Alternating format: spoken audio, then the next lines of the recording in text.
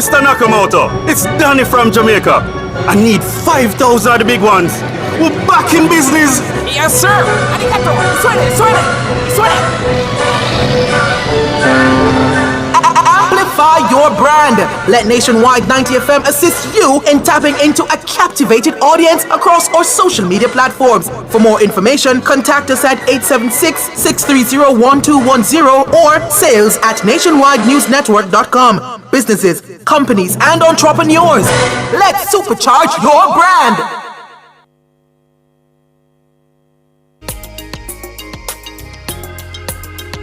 The people's champion.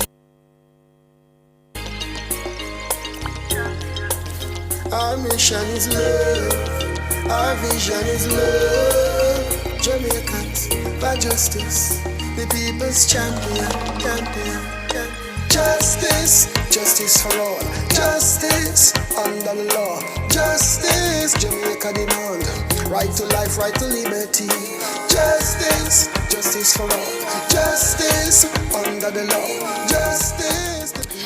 Happy Monday to our listeners who join us on Radioland and those who are joining us via the JFJ YouTube platform, and certainly those who are here on the Nationwide YouTube platform. We appreciate your audience because, again, we know you could be anywhere else on this good Monday afternoon. My name is Michael Jackson, Executive Director for Jamaicans for Justice. Now, my co-host Jade Williams is still enjoying her vacation leave, so I am flying solo again this week, but you will be happy that Jade will be back with us next week. We're going to be talking a topic that is controversial, but one would argue that it ought not to be, and that's the matter of decriminalization of abortion in Jamaica. And we're going to be breaking down what the existing laws provide, where perhaps we should be going as a country from our perspective. And we're just going to be highlighting some of the challenges that we've had as a country in really fast tracking the matter of abortion not being criminalized as it currently is under the legislation. And in having that discussion, we're going to be joined by Miss Alexandra Wong. She's the Executive Director of Women Against Rape, and she is from Antigua and Barbuda. And we're also going to be joined by Member of Parliament Lisa Hanna. So that conversation commences in a few. But as is customary, let me start out with something that Jade would normally do for me. The matter of the trivia, and let me find that very quickly. Okay, so the trivia that we're asking today: what sections of the Offences Against the Person Act of Jamaica criminalizes abortion? What sections of the Offences Against the Person Act of Jamaica criminalize abortion? That's the first trivia. And the second trivia question is aligned with JFJ's work. And you know that we are supporting Miss Mercy Fraser, the mother of Mario Dean. And the question here for that second trivia: when was the most recent Mario Dean protest? Now, before I go into the Did You Know, which I will use the Did You Know to segue into the topic, but before we get into that, normally I would do the week that was. So let me move to that, given that I just asked a question about Mario Dean and the most recent protest. For those who have been paying attention, if you recall, Mario Dean died while in police custody down by the St. James police station. He was brought in on marijuana, and remember that has since been decriminalized in terms of the amount that you can have and so on. He was beaten while in police custody and died a few years after. That was from August 2014. And you know that the mother has been really advocating for the death of her son to get some justice for the family. The family has not been coping, and the mother has really been pushing and advocating, calling for the trial to commence. 10 years after, the trial still has not commenced.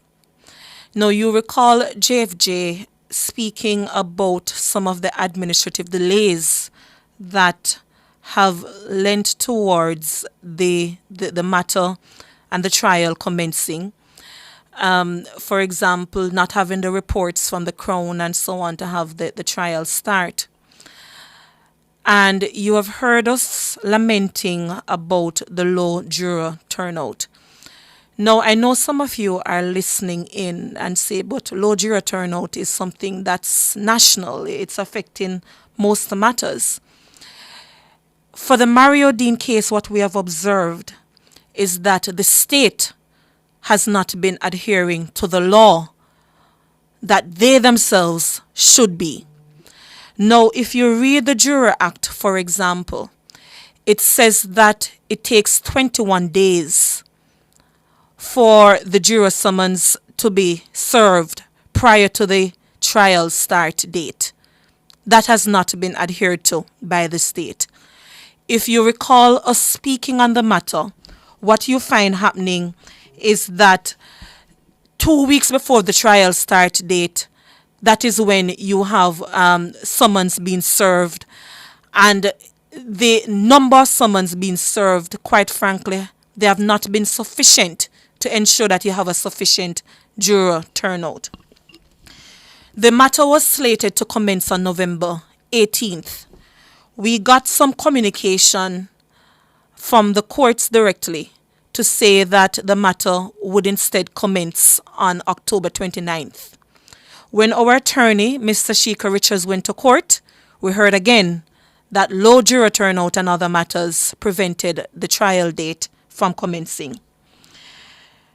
Mr. Sheikha Richards went to court this morning, and the trial was again adjourned. It did not start because of low juror turnout. In fact, what I'm being told is that 300 summons were prepared, but there is no indication that any of those 300 summons were in fact served. Ms. Richards is also telling me that the judge, the trial judge, stated this, and I quote, "This is so embarrassing. It is a national disgrace. 300 summons and none served. The accused have their human rights, and so does the victim's family. This cannot be achieved in the current situation. The Crown must actively consider a change of venue." Because remember, the trial is going to be heard done by the St. James Circuit Court, and we have been advocating and asking for the Crown, the state, to consider having the matter moved to the Home Circuit Court, where there's a greater chance of having enough people turning up for jury duty so that the trial should commence. And I personally echo the sentiments of the judge that this is a national disgrace, and it cannot be that an individual dies while in the custody of the state, and there is no sense of alacrity in ensuring that the summons are in fact served so that we can have enough people turning up for trial so that the matter can commence. At what point do we say that accountability is not just a buzzword, but it actually has some meaning, where if you die while in police custody, or if you die at the hands of the state, to me that is greater impetus for the state to act. And for the accused police personnel to have their trial commence, because they do have constitutional rights as well. My heart breaks for Miss Fraser Dean, Mercer Fraser, and the mother of Mario Dean, and I hope that the public will join us in asking for the matter to move from St. James to Kingston and for the state to do better. I think our collective voices are important here, but again, this is a national disgrace, according to the words of our trial judge. But let us move on. We're having the topic here being discussed, decriminalizing abortion. And as I stated earlier, we're joined by Miss Lisa Hanna, Member of Parliament, down by Cecil. And we're also and one of the more vocal parliamentarians on the matter of abortion. And we're also going to be joined by Miss Alexandra Wong, who's the executive director of Women Against Rape in Antigua and Barbuda. But one of the did you know I want to start out with before our guests join us. I know that the matter of abortion is controversial, and we have different views on the issue. But the did you know is outlining for you the current legal provisions on abortion. And what it says under the sections that you are asked to guess for the trivia. The possible term of life imprisonment can be imposed for any pregnant woman who takes any substance or use any instrument to effect a miscarriage. There is a possible term of life imprisonment for any person who unlawfully administers any substance to a woman or uses any instrument on her with the intent to procure a miscarriage, whether or not the woman is with child. Thirdly, there is a possible sentence of 3 years for any person who unlawfully supplies any substance or instrument to a woman, knowing that she intends to use same to terminate her pregnancy. So long and short, based on what is in our books, you can get up to life imprisonment, the woman or the doctor, for administering an abortion in Jamaica. That is what the Offences Against the Persons Act says. Right? Do we have our guest on? Good afternoon, Ms. Wong and MP Hannah. Hi, how are you doing? Thank you so much to you both. Really appreciate it. Member of Parliament Lisa Hannah, let me start with you. Michael Jackson here speaking. Can you just indicate for the listeners, I just outlined to them the legislative framework, but just as a start, what has been some of the efforts from you and other parliamentarians in really advocating for this particular legislation to be amended? Well, thank you for having me, and good afternoon to your listeners, and say hello to Mrs. Wong, who is on the call as well. So this had actually started from in the 70s when then Minister of Health under the PNP administration, Minister McNeil, brought it forward to speak about the termination of pregnancy. Fast forward to 2008, when then Minister of Health, Rudyard Spencer at the time, put together a joint select committee for parliamentarians to sit down to look at this law to see if the termination of pregnancies should be made legal or decriminalized in Jamaica. We had an open session. I sat on the committee. Everybody came to present and a report was done. The report was tabled. It was never debated. Now, persons know that I have been very vocal also as when I was Minister of Youth and Culture, that I support a woman's right to choose. Coming after the report, the Member of Parliament for West Rural St. Andrew, Juliet Cuthbert Flynn, brought a motion looking at it. And when she brought the motion, what we said to her was, look, there's already a report here. The report just needs to be debated. So nothing has happened. And I think nothing has happened because the church gets involved. And I think politicians are afraid of the church. Yes. Because of what can happen with a vote. But the issue is that people need to understand that this law has been on the books since the 1800s. And it was put in place essentially because slaves were expected to breed and because women certainly didn't have any rights. The UK, certainly Britain, which were our colonizers, has changed their law. Other countries in the Caribbean have changed. South America, Catholic countries have changed.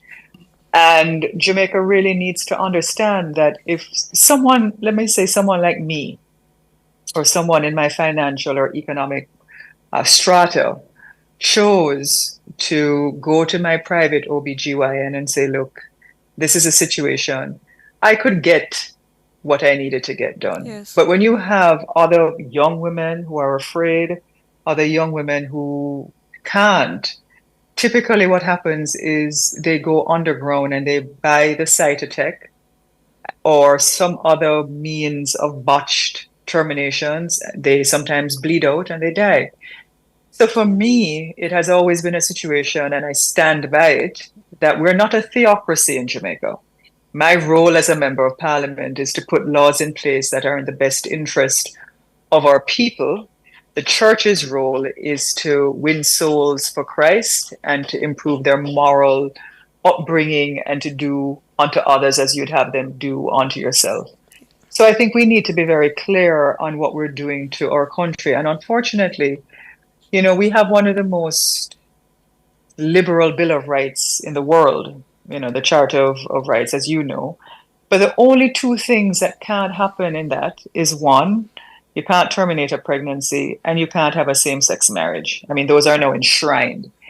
So the discussions that we're having become more constitutional than anything else. And I think oftentimes the church, plays onto people's minds where this is. It's the same thing that they do with the definition of rape, which I've been trying to change for many, many years.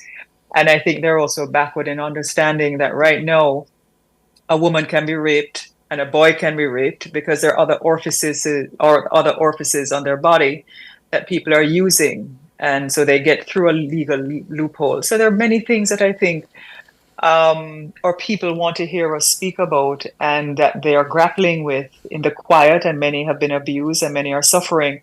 But we kind of still pander to the church and we just let things go along without really discussing with our people where they're coming from, the context of things. And I think it's time that we start having those open and honest conversations with our society. Thank you so much. Let us take the break and then we pick up with Mrs. Wong.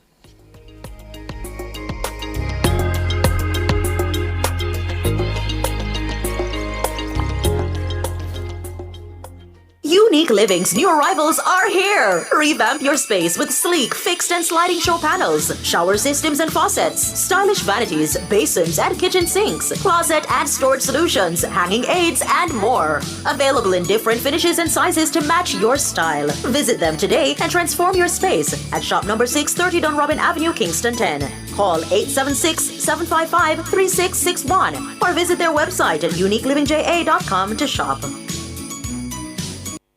Are you ready to turn your sales and marketing skills into high earnings? Nationwide 90 FM is searching for business development executives to build lasting client relationships. If you have experience across all stages of the sales cycle and possess strong communication, negotiation, and time management skills with a proven sales track record, this opportunity is perfect for you. Join our team and work with the top corporate brands, media agencies, and of course, our on-air personalities. Enjoy networking opportunities, professional growth, and competitive commissions. Ready to take the next step? Send your resume to hr@nationwidenewsnetwork.com today.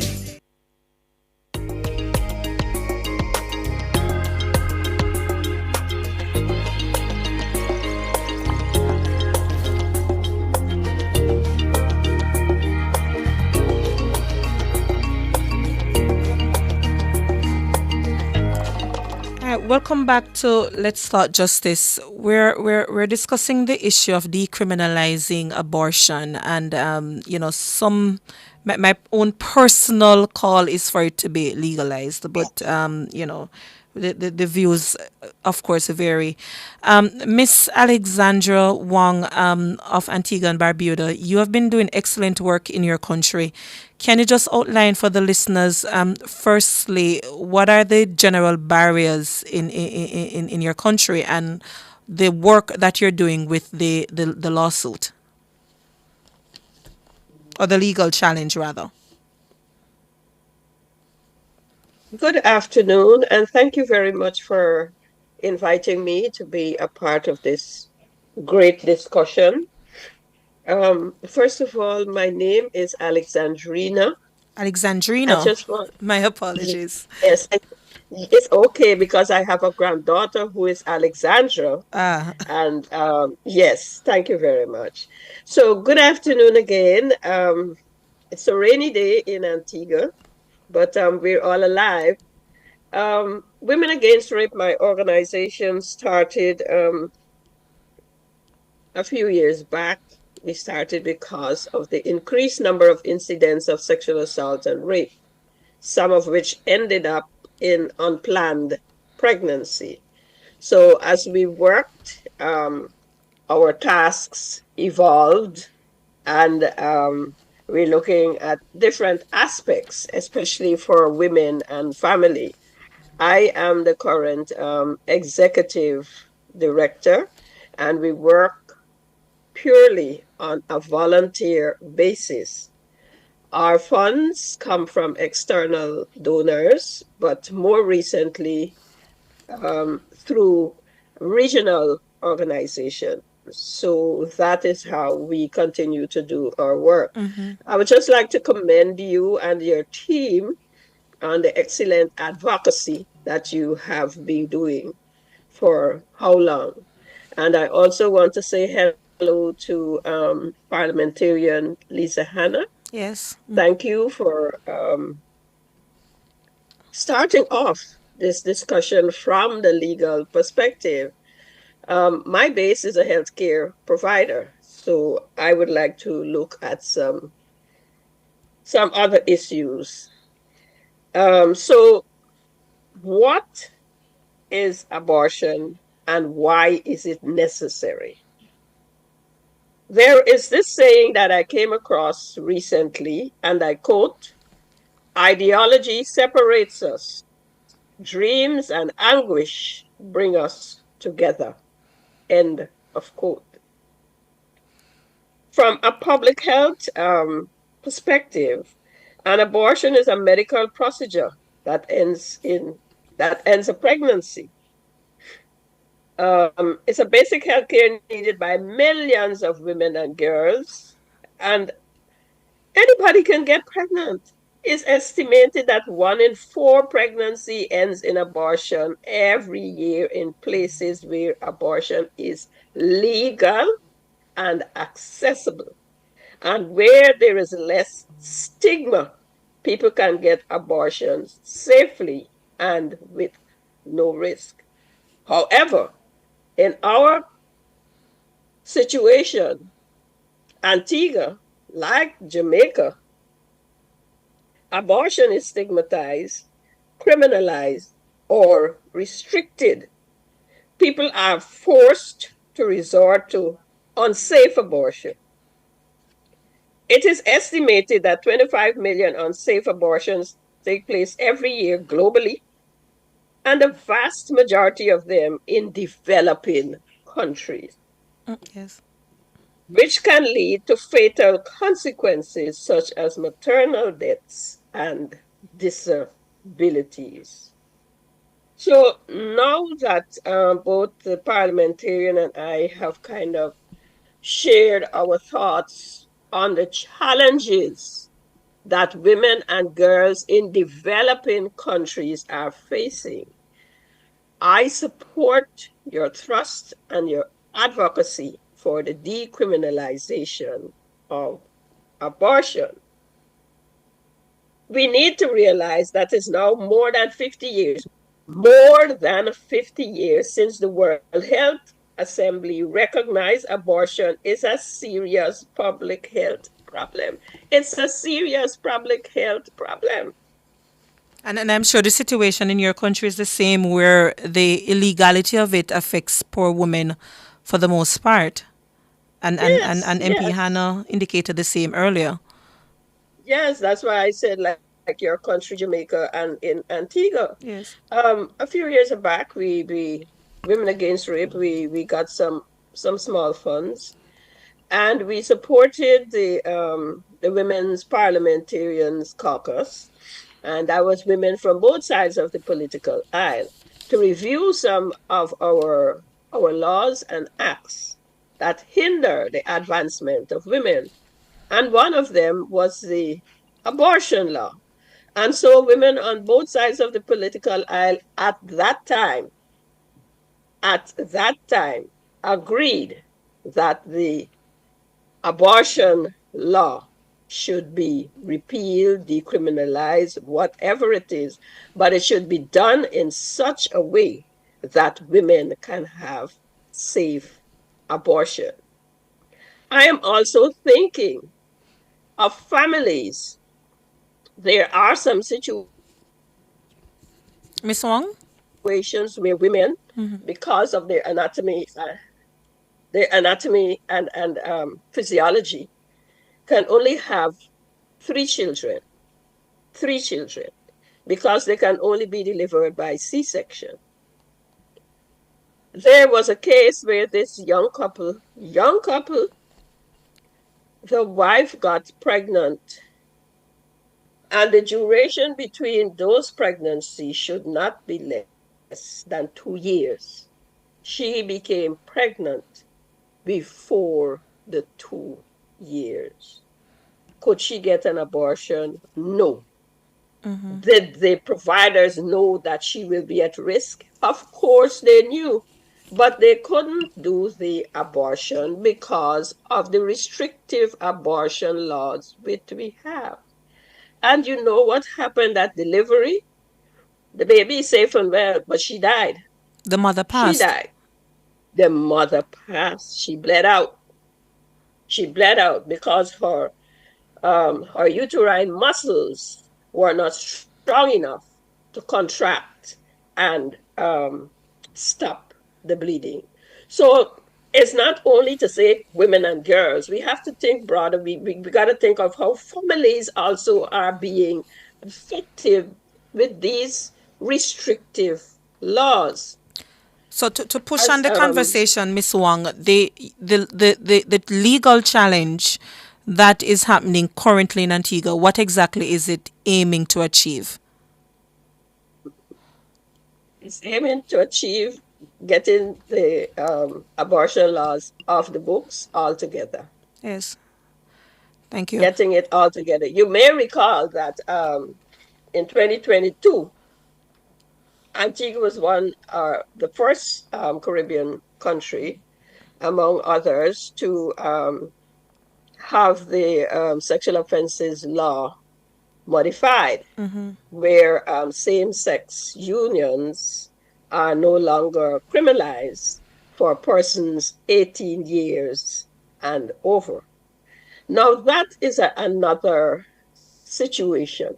The law is saying that you can have a relationship, same-sex relationship, 18 and over. But then you're not allowed to get married. So, you know, when persons sit in authority and have these discussions, they're not thinking widely. They're not thinking broadly. They're just thinking on the spur of the moment. And as you may know, our parliament is made up primarily of men, as it was in the days when we didn't have independence. That speaks a lot of the power that men exert over women's sexual and reproductive health and rights. Yes. Women are being robbed of their rights. Girls are being robbed of their rights. And in addition, our countries have signed on to conventions and treaties, which the government says by signing those treaties and conventions that they are prepared to do whatever, put in place policies to eliminate violence against women and girls. So I'm going to have to pause here, Miss Wong, because we're upon the break. But on the other side, I wanted to pick back up with Miss Hannah, because Miss Wong spoke about, the legislative changes happening in Antigua, and I know one of the issues, and you touched on it, that prevent us here in Jamaica from advancing the type of changes that we would want is the savings law clause. Right now, we're in a constitutional reform process, and unfortunately, we've heard utterances from cabinet members already sending the signal that these particular issues will not be touched. And as you correctly said, Ms. Hannah, this is inherently a constitutional issue. So I just wanted to pick that up with you and just ask that you stay with us for a few more minutes. Sure. Thank you. No problem.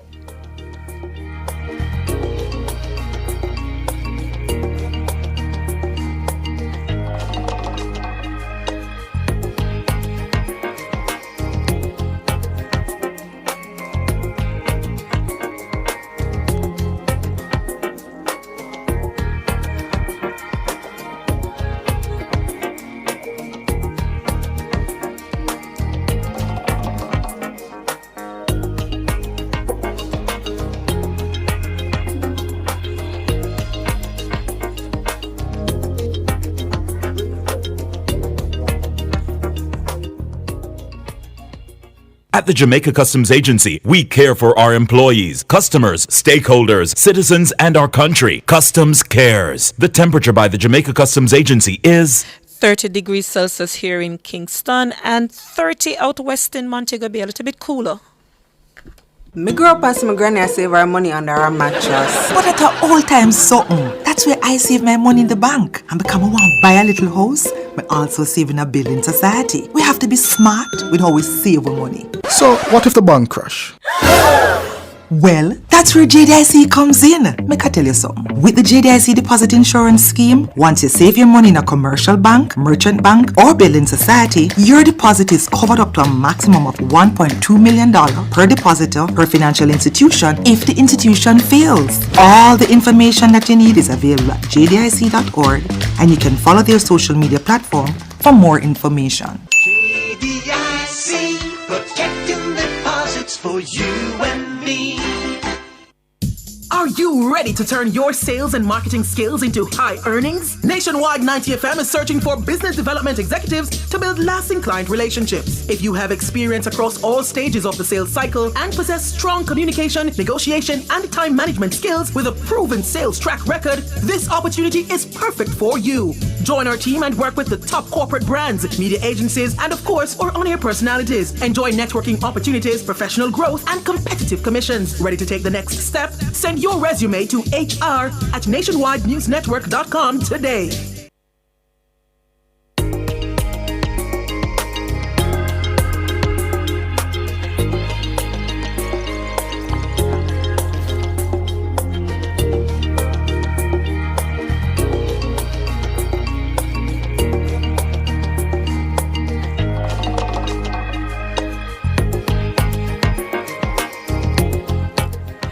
Welcome back to Let's Start Justice. We're here speaking to Miss Wong and Miss Hannah, Miss Wong from Antigua and MP Lisa Hannah here in Jamaica.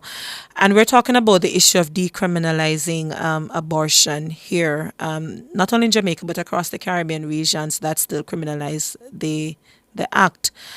And, you know, before MP Hannah steps in, let me say this. Again, the country is going through a constitutional reform process. And already we heard that matters of buggery and matters of abortion will not be touched. And that I find very problematic. But Ms. Hannah, from your perspective, and you said it earlier, this is a constitutional issue. What do we need to do? Well, just like what the government is doing now is to go to the people and to find out from the people, but to explain it in a way that Miss Alexandrina was explaining it.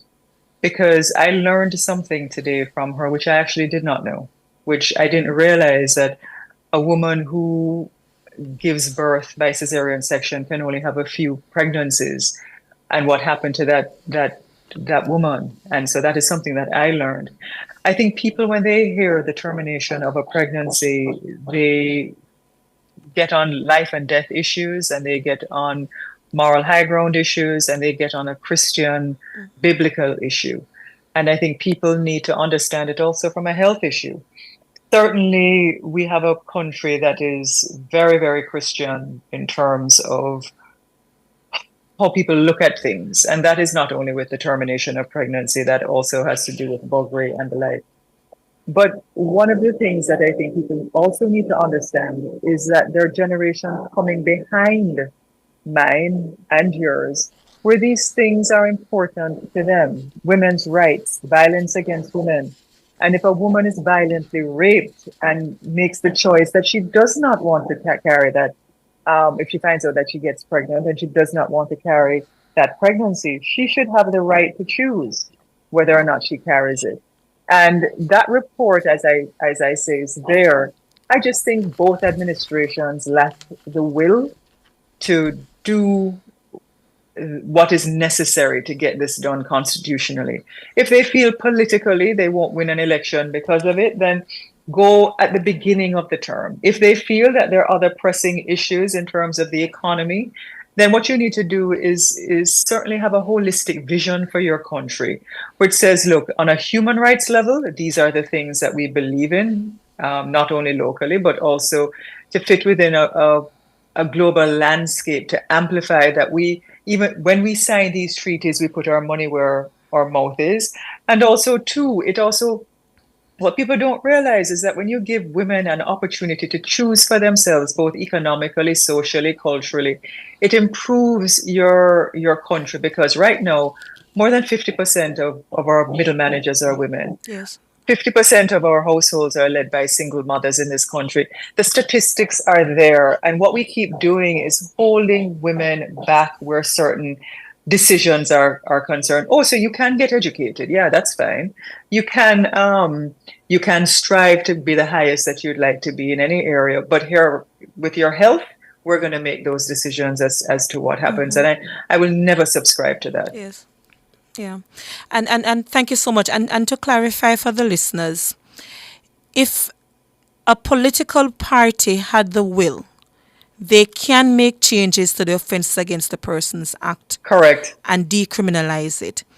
It becomes a constitutional issue because of the savings law clause that, unfortunately, when we were putting forward our Charter of Fundamental Rights and Freedoms, the government at the day decided that, listen, I'm going to put in place a special savings law clause that says you cannot put forward a challenge against the government if it is that these particular rights in your estimation have been violated. So that is why, for example, Maurice Tomlinson lost his challenge with his particular case that was seeking to challenge the Buggery law. But I don't mean to cut you, but yes. I remember when I was sitting on the committee looking at the Sexual Offences Act, the Offences of the Persons Act, and the Child and Protection Act.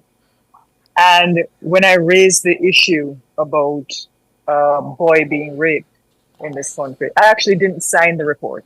Yes, I didn't sign it because no, I didn't sign it because I didn't feel that we went far enough in terms of addressing certainly the gender equality in this country, because we like to talk about gender equality only for the women, but we don't talk about it for the men. Yes. And when we were looking at it, and I remember UNICEF was there, and one of the headlines was that I was trying to sneak Buggery through the back door. And it wasn't that. What I saw as a Minister of Youth and Culture, certainly coming through the CDA, is that our boys were being raped. And I consider it rape. And I also saw our girls being raped in their anus. And because our laws don't recognize sexual intercourse as to anywhere else other than the penis to the vagina, many of our women and our boys were not getting the legal justice that they needed. And it was being swept as a grievous sexual assault. And still they have not modified the act to say that it is rape. Barbados has. And so those are the things that I'm saying, Mikhail, that I have a problem with. I have a problem with a country that is hypocritical on some issues, especially when it relates to the human body, especially when it relates to abuse, because we like to hold this carrot before the horse and say, yeah, we're doing all of these things, but the truth is we're not. Yeah. And the government shirked its responsibility with that report by saying, let's put these things to a referendum, even though it's not required. And I don't think the majority should be voting on my individual rights if I choose to exercise them. Yeah, it should be on the ballot. Yeah. I think it should. We should find a way to you put think it it should on put on the ballot? well. But we don't have, unfortunately, we don't have that kind of system. But I think you could get to that system. But that's a whole nother discussion, because as a politician, and I understand our voting process and some of the persons that would be required. But I do think Jamaicans are ready for that kind of democracy. I do think Jamaicans are ready for that kind of justice, where you have at least 10 things, instead of always asking private sector organizations to do polls. If you want to be a truly democratic nation, come to your people and ask them to vote on issues. Okay. Ms. Wang, you don't have our savings law clause problem in Antigua, but you're certainly still fighting an uphill battle. So just last word from you before we close out. The faith-based organizations seem to be quite, the ones putting up a fight against decriminalizing abortion. Is it the same in Antigua? Yes, it most certainly is. They are advising our government against it. Some people wonder how it is that we were able to successfully challenge the sexual offences law concerning the burglary clause and get through successfully. I think the same can be done with the abortion law, as Ms. Hannah has indicated. There are certain ways and means that we can get things done. And so putting your situation on the ballot might be one of those ways. We don't have elections coming up right now, as far as I know. But I don't know if that's one of the things that we would want to put on the ballot. One of the reasons is due to the paucity of female parliamentarians right now in Antigua and Barbuda. There are very few parliamentarians, female parliamentarians, to push for any changes to take place at this point in time. And so we have to find other ways. And that's the thing about advocacy. We have to find other ways, strengthen the advocacy, get people to understand, educate women and girls and boys. Yes. And husbands as well. Many husbands have come to us and said, well, look, I really don't understand what's happening with my wife at this particular time of the month. Mm-hmm. So we discuss those areas. Yeah. When it comes to menopause, it's rather worse. Some men they have great difficulty in dealing with it. So comprehensive sexual education is critical for our men and women and our boys and girls. I could remember not so long ago, a representative from another Caribbean island came here for a sub-regional meeting, and he was very vehement. He does not subscribe to comprehensive sexual education in the schools. And he was from Jamaica. He did not subscribe to it. We have a similar challenge here, but not that strong, where most parents feel that if their child is to learn about sex, sex, sex, that they should be the ones teaching them. But the problem is they're not teaching them.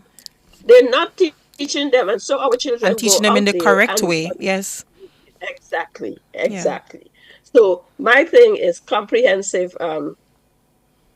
comprehensive approach, education from the community right up, and strong advocacy. Thank you so much. We have to leave it there. So last word. Even with stakeholders that you have not approached us yet, pick up the courage and approach them. Talk to them. Many of them will understand. So advocacy, legal reform, comprehensive sexual education. I would say those are the areas we need to strengthen at this point in time. Thank you so much, Miss Alexandrina Wong, Executive Director of Women Against Rape, and Member of Parliament Lisa Hannah. Really, really do appreciate you both joining us today. Thank you. Bye. Thank you too. Bye. We're going to be joined by the Caribbean representatives from the Caribbean Court of Justice, CCJ. But let me clarify for the listeners a few things, because I'm seeing some comments in the chat. The first thing is that if you are not for the legalization of abortion, let me put things in context for you. The law criminalizes abortion in all situations. If you were raped and you become pregnant as a result, it's still criminalized. By incest, it's still criminalized. In medical emergencies, it is still criminalized. There are no exceptions. What the government is relying on is an old case that happened in the United Kingdom. And you know that we operate on a common law principle. So judgments from cases that go before the court is there as a guide. So it's a common law principle from a case called R.V. Bourne that the country is utilizing as a basis by saying in medical emergencies abortion can be conducted. But let me put in context, that case happened in the United Kingdom, and in 1967 the United Kingdom itself actually decriminalized, made changes to its own legislation. So what we're seeing is that when a doctor comes across some of these matters, they're not going to be putting their license at risk, facing the possibility of any legal matter going before the courts on the basis of a common law principle. So we're saying at the very least, if we do not want to go towards full legalization of abortion, what we're saying is that in cases of rape, in cases of incest, in cases of medical emergencies, the law should be very clear that the doctor can undertake this medical procedure without fear that they may be subjected to the rigors of the criminal justice system. That's the point that I want there to be clarity around. But we have our guest online from the Caribbean Court of Justice. Oh, we have to take a break for a second. Good afternoon. Good afternoon, Ms. Jackson. Good afternoon. I ran over time, so I have to take the break. So just give us a few minutes. Sure.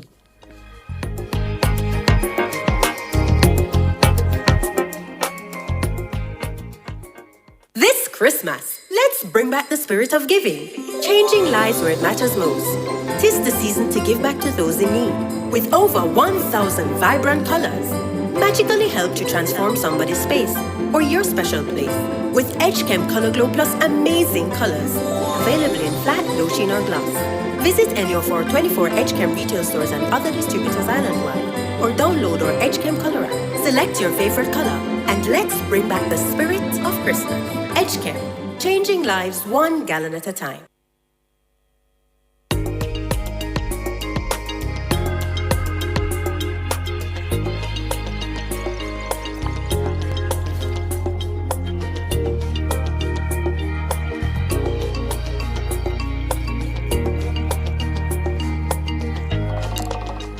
Welcome back to Let's Talk Justice. So some good things are happening in the country this week. So on Thursday, November 14th, the Caribbean Court of Justice will be having a town hall meeting up by the University of the West Indies at the Faculty of Law Lecture Room 2, talking about advancing justice in the Caribbean. And we are joined by two of their representatives, Miss Rhea Mohammed Pollard, who is the Communication and Information Manager, and Jasmine Sargent from the Judicial Council. Thank you so much. Good afternoon, and thank you very much for having us this afternoon. Just one small apology. Miss Sargent is unable to join. Okay. So I would be doing the session this afternoon. All right, beautiful. So thanks again so much, Rhea, for coming on. We really do appreciate you being here with us. So for the listeners, we know that Jamaica, let me ask you to outline Jamaica's signing on to the CCJ, where we are quickly and why we're having this particular town hall meeting. Rhea? Yes. Yes. Sorry. So Yes. Jamaica Go is a ahead. signatory to the first jurisdiction of the CCJ. Yes, actually, thank you very much, Yeah. Ms. Jackson, for doing that, because I think we need to orientate the listeners as to the role and function of the court. So let me just say good afternoon to your listening public. For those who are listening and who may or may not know, of course, the Caribbean Court of Justice is a very unique court, and it's basically two courts in one. So for those who understand the appellate jurisdiction, for those countries that have not acceded, and there are 5 countries that have acceded to the appellate jurisdiction, while the others are not, of course, we're waiting for that. There's also the original jurisdiction of the court, and we have 14 CARICOM states under the revised Treaty of Chaguaramas that is assigned and are part of the original jurisdictions. So the fundamental rights and freedoms of the RTC or the CSME would include freedom of movement, freedom of goods, freedom of right to establish a business, etc., etc. So that arm of the court, yes, Jamaica is signed on to the original jurisdiction, as is Trinidad and the other members of the community. But this afternoon, we are here to speak to the Academy, which is an arm of the court. Yes. So to briefly again introduce the Academy, the CCJ Academy for Law is really the educational arm of the Caribbean Court of Justice. So other than the two roles and functions, it's two courts in one, we do have an educational arm. Oh, great, which yes. is a non-profit entity, and its mandate really is to provide informative and innovative perspectives on the rules and rules of law, particularly international law. So it's a body that advocates for judicial reform, transformation, and what have you. So this afternoon, the Academy of Law, CCJ Academy for Law, in collaboration with its other stakeholders, the International Development Bank, UWI MONA, UNDP, through all part of collaborative effort to continue this discussion that we've had at the last biennial conference in Barbados last year. So if I'm going too much, please No, I will interject. please do let me know. Yes. So I'm here this afternoon really to sensitize the public and invite the public in Jamaica to a regional town hall meeting focused on the Neham's Point Declaration on Criminal Justice Reform. You've just highlighted the date and the venue. I'll re-emphasize that. The event will take place on this Thursday, the 14th of November, from 6 p.m. to 8 p.m. That's, of course, the Eastern Standard Time at the University of the West Indies, Mona Campus, Faculty of Law Lecture Room 2. It will be streamlined via UETV and open and free to the public for those who cannot attend. And, of course, those other members listening throughout the region can join. So if you can't go to the Faculty of Law this Thursday at 6 o'clock, you can go on the UEMONA TV, YouTube. No, not UEMONA, but it'll be UETV. UETV, okay. Facebook.com/UETV, and you can attend. So we are here to discuss, of course, we want persons who are in Jamaica, close proximity, who can attend to please do come out. It's free to the public. So we are inviting the public to come and listen, to participate in, of course, share their insights and, what can they expect in terms of content? What do we expect to hear? Right. So let me give you a little bit of that because I think it's really critical to understand the Neham's Point Declaration. So every 2 years, the Academy has its conference. So last year, the Academy would have had its 7th biennial conference where the Neham Point Declaration was born. It was actually adopted by a great acclamation on the 20th of October, 2023 in Hilton Barbados Resort, Neham's Point, Bridgetown, hence the Neham Point Declaration's name. So the criminal justice reform in the Caribbean, achieving a modern criminal justice system, was discussed. That was the title, actually, in Barbados last year. And coming out of that declaration, there was 39 recommendations.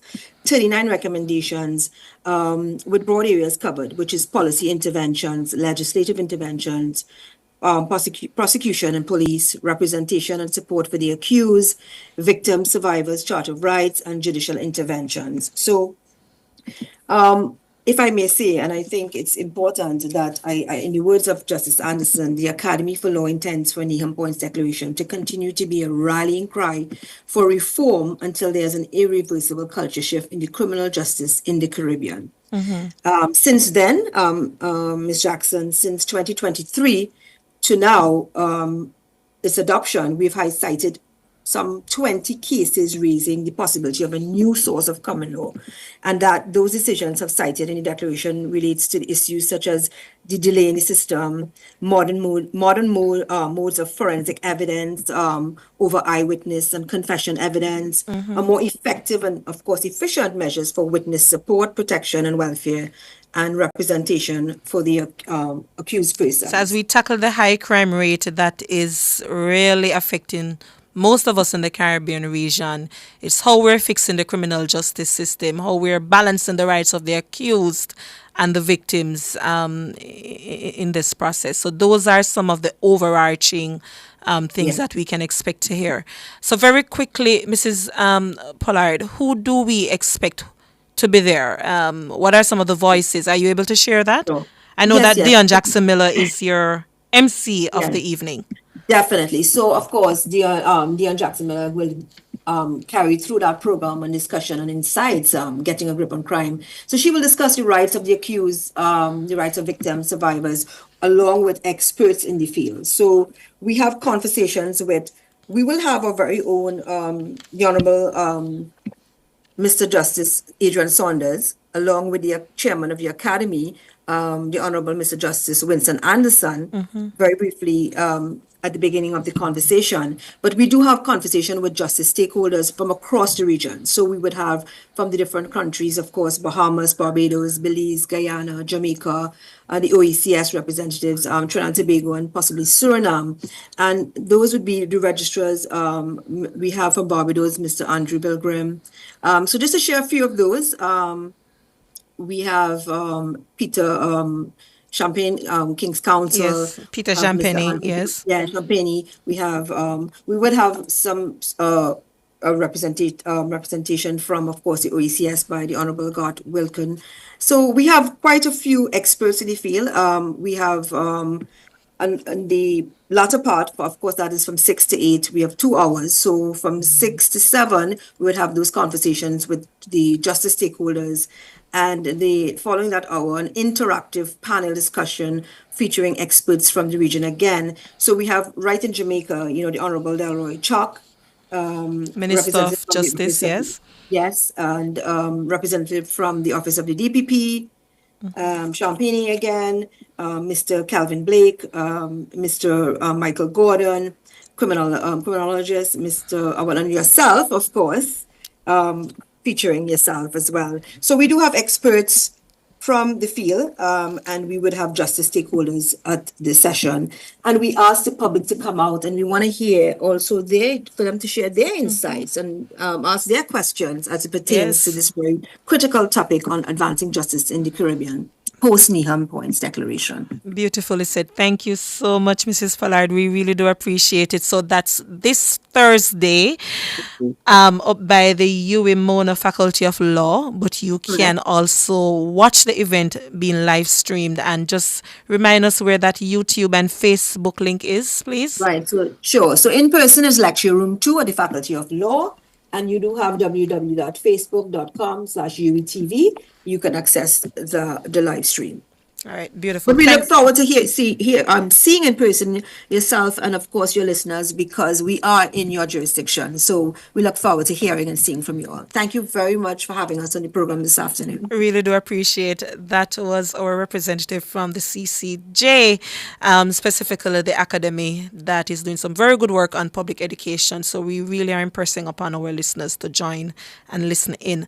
So as we close out the show, I see some comments in the chat. So I have just a minute or two, but let me say that the person who won the trivia and the answer for the trivia, the sections in the Offense Against the Persons Act that address abortion, that's section 72 and 73, and the winner is Roxanne from Instagram. And the other question that asks, when was the last protest held for Mario Dean? And that answer is August 21st. We were down by Montego Bay, and the winner for that is Nadine Thompson Nads from YouTube. And I saw a question in the chat earlier asking about the matter of whether or not surveys were done, but just to indicate that the Gleaner also had a survey, and the overwhelming majority of Jamaicans agreed that the government has no place in determining, when and if an individual chooses to exercise their right to pursue an abortion, especially in situations of medical emergencies or in the context of rape. And when JFJ did our own survey, 42% of the population believed that abortion should be legalized, while 38% disagreed, and some 20% of respondents remained undecided. So, yeah, that's where we have to leave it, but that's what the majority of the Jamaican citizenry is saying. My name is Michael Jackson, Executive Director of JFJ, and thank you so much for tuning in yet another Monday, and have yourselves a good day. By justice, the people's champion. Justice, justice for all. Justice under the law. Justice, Jamaica demand. Right to life, right to liberty. Out of many we are one in a Jamaica. Make it a better place for the boys and girls. Created equal by the creator. For equal rights and opportunities. No to unlawful detention and police brutalization. Class, gender, race or religion. We not tolerate discrimination.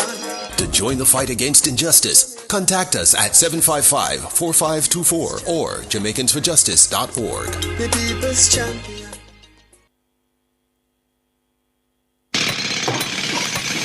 It's the IMAJ seminar, The Business of Construction, Global Competitiveness in a Local Environment. Register today. Don't get left behind. Learn how to compete in the global construction market. Tune in to Cliff Views Online on Tuesday, November 19 from 10 a.m. to 1 p.m. or visit the Jamaica Conference Center for the IMAJ seminar. Learn about project financing, international management systems, labor productivity, and much more. Benefit from high-quality training, financial assistance, and understanding how to elevate standards in the construction industry.